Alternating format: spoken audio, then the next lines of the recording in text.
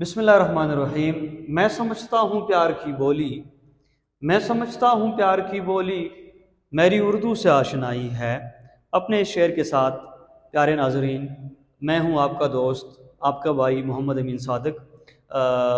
आज मैं आपके सामने इल्म बयान का पहला रुकन तशबीह के हवाले से हम बात करेंगे कि तशबीह क्या है और तशबीह की तारीफ़ क्या है, तशबीह के अरकान क्या है और तशबीह की शेरी और नसरी मिसालें क्या हैं।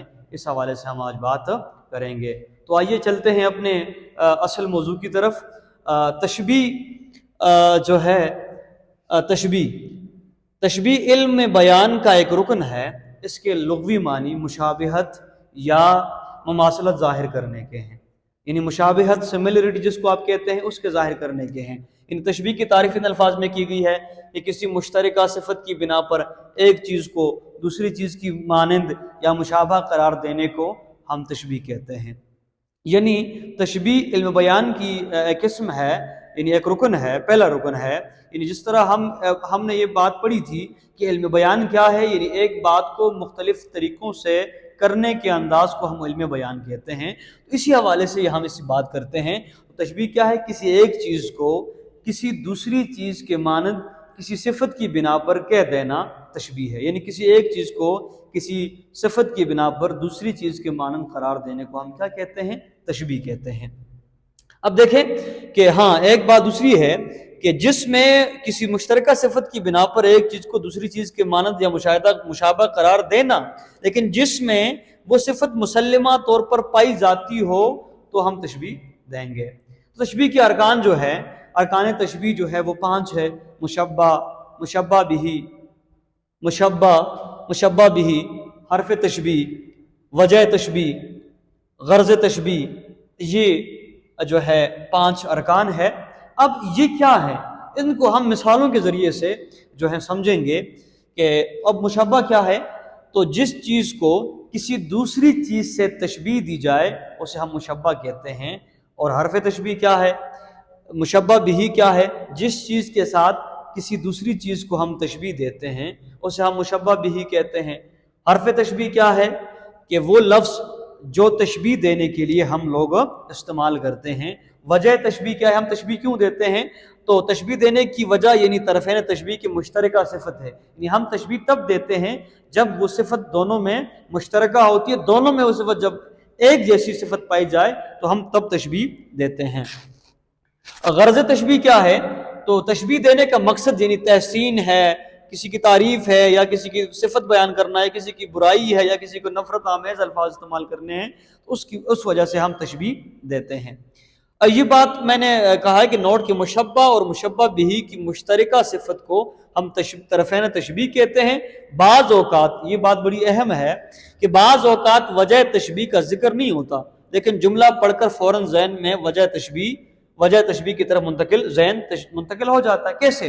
फॉर एग्जाम्पल हम एक बात करते हैं, हमने उस दिन मिसाल दी थी कि पानी बर्फ की तरह ठंडा है। अब हमने यहाँ पर एक लफ्ज़ इस्तेमाल किया बर्फ, और बर्फ और पानी में जो मुश्तरका सिफत है वो है ठंडक है। यानी बर्फ की तरह ठंडा है पानी, तो मतलब ये कि पानी और बर्फ की में दोनों में एक सिफत मुश्तरका है और वो है ठंडक है। तो अब अगर हम ये कहें कि पानी बर्फ की तरह ठंडा है तो तशबीह तो है, लेकिन अगर हम ये कहें कि पानी बर्फ की तरह है तो तब भी तशबीह होगा, लेकिन इसमें वजह तशबीह बयान नहीं है। लेकिन हम जब बर्फ की बात हमारे जहन में बर्फ का लफ्ज़ आ जाता है तो हम ये ऑलरेडी समझ जाते हैं कि बर्फ की जो खासियत है वो बुनियादी तौर पर ठंडक है। तो देखें मसलन अली शेर की तरह बहादुर है, अली शेर की तरह है। अब शेर की जो खुसूसियत है वो बहादुरी है। अब हम ये कहें कि अली शेर की तरह बहादुर है और हम उसमें शेर की बहादुरी का जिक्र करेंगे तो वजह तशबीह है। और अगर हम ये कहें कि अली शेर की तरह है, बहादुरी का लफ्ज़ हम इस्तेमाल नहीं किया, बहादुर का लफ्ज़, लेकिन फिर भी तशबीह होगा, लेकिन वजह तशबीह उसमें नहीं पाई जाएगी। अब तशबीह की नसरी मिसालें देखें, अली शेर की तरह है। अब देखें हमने किसको तशबीह, किस चीज को किसी दूसरी चीज से, हमने अली को किस चीज से तशबीह दी है? तो हमने अली को शेर से तशबीह दी है। हमारे पास यहां पर जो मुशब्बा आएगा وہ ہمارے پاس علی آئے گا، مشبہ ہمارے پاس علی آئے گا، یعنی جو ہمارے پاس یہ ہم مثال نمبرنگ دیتا ہوں، یہ آ گیا مشبہ، یعنی ارکان کی جو پہلی صفت ہے تشبیہ کی جو پہلا رکن ہے وہ مشبہ ہے۔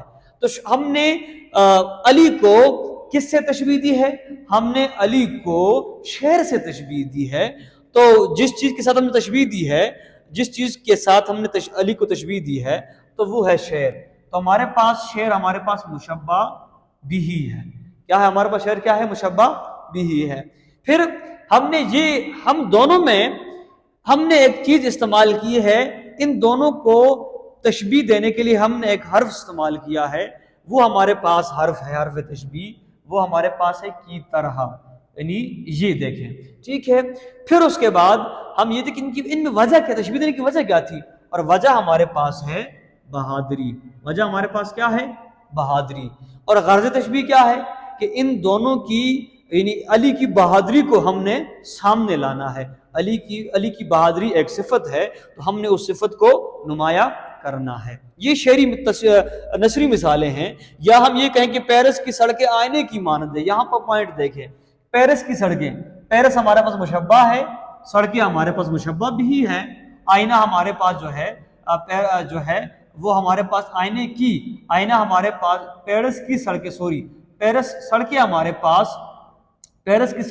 پاس مشبہ ہے، آئینہ ہمارے پاس مشبہ بھی ہے، لیکن ہمارے پاس وجہ تشبیہ نہیں ہے، یعنی ہمارے پاس یہ نہیں کہا کہ بھئی آئینے کی مانند صاف ہے، چونکہ آئینہ صاف ہوتا ہے، آئینے میں انسان کا چہرہ نظر آتا ہے، اسی طرح مطلب روڈ اتنا صاف ہو کہ اس پر جو ہے کوئی گندگی نہ ہو تو بالکل وہ چمکتا ہو، اور آئینہ بھی چمکتا ہے، لیکن ہمارے پاس آئینہ تو ہے، لیکن آئینے کے ساتھ ہمارے پاس اس کی جو وجہ تشبیہ یعنی صفائی کا ذکر یہاں پر نہیں ہوا، تو یہاں پر لکھا ہے کہ وجہ تشبیہ بیان نہیں ہے۔ اس کے بعد چاندنی کے مانند ہو گئے۔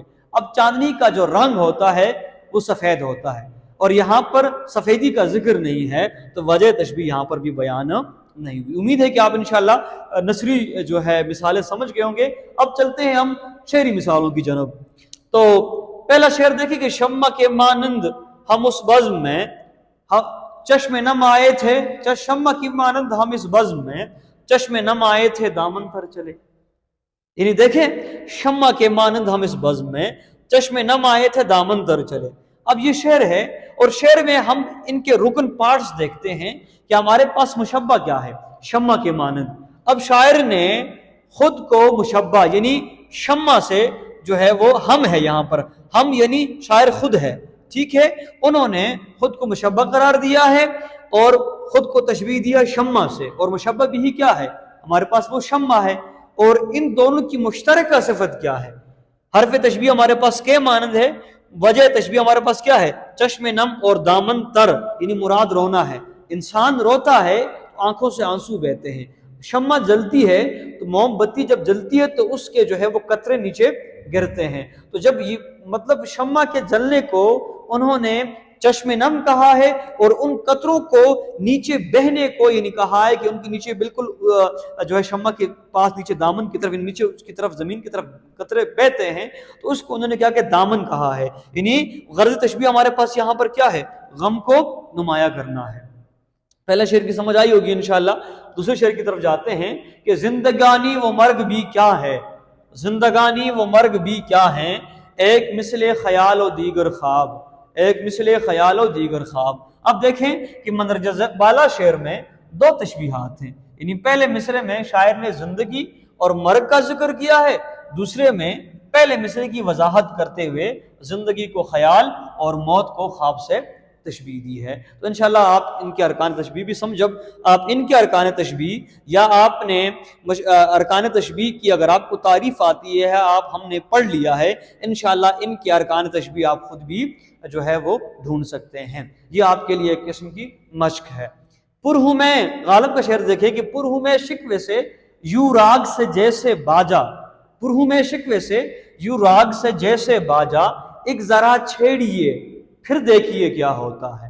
اب یہاں پر دیکھیں کہ غالب نے اپنے شعر میں شکوے کو باجے کی راگ سے تشبیہ دی ہے، یعنی ہمارے پاس شکوہ مشبہ ہے اور باجے کی راگ مشبہ بھی ہے، ٹھیک ہے، जैसे बाजा राग से पुर होता है, यानी राग बाजे में कुछ सुर होते हैं, कुछ लय होती है और उनको हम राग कहते हैं, से पुर होता है, भरा होता है। इसी तरह मैं शिकवों से पुर हूं, राग के छेड़ने से बाजा बजता है और मुझे छेड़ने से मैं शिकवों को लबों तक लाता हूं। गालिब कहता अगर आप मुझे छेड़ेंगे तो मैं शिकवे करूंगा और बाजे को छेड़ेंगे तो बाजा बोलेगा।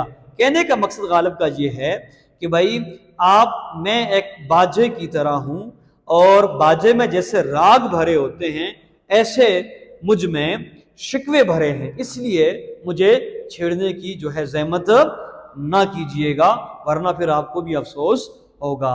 तो उम्मीद है इंशाअल्लाह प्यारे अहबाब आप सबको जो है समझ आई होगी। अपने भाई दोस्त मोहम्मद अमीन सादिक को इजाज़त दीजिएगा। अल्लाह हाफ़िज़।